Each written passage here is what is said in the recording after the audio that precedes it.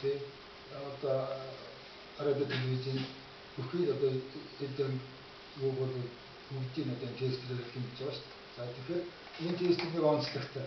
Энэ тестер ямар онцлогтой гэвэл бидний одоо энгийн хэрэглэдэг тестер бол зүгээр одоо зүүнний савтаар хичнээн болж метрийн энтрийг бол ингээд тоод юугаар хуваараар хараад байна шүү дээ. Эдгээр тестер бол тоон утгаар нэгдүгээр гарна.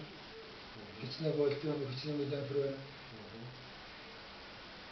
Нөгөө талаараа энэ юугаа бол телевизээр залгаад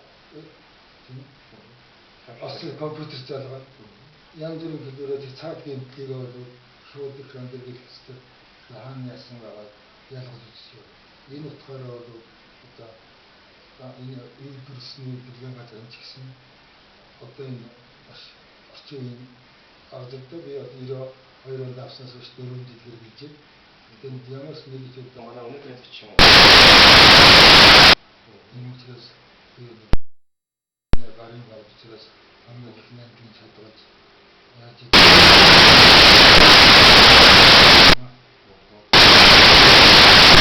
манай өнөөдрийн төчин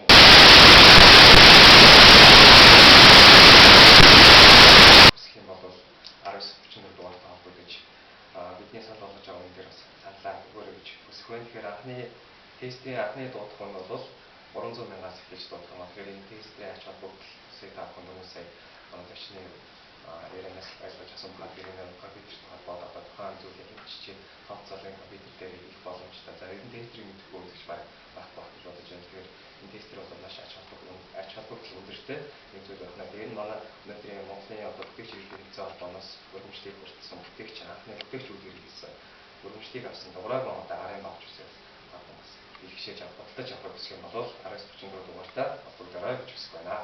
За дараагийнхаа